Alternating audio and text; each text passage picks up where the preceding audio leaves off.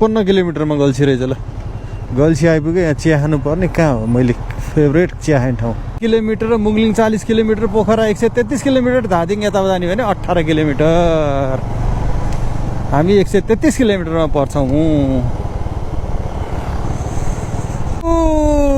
मलेखु बजार आयो,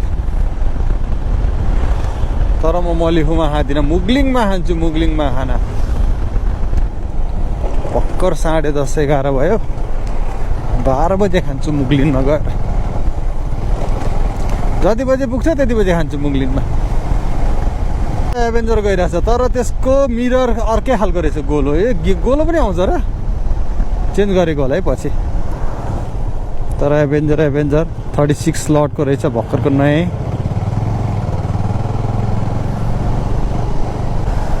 same bike.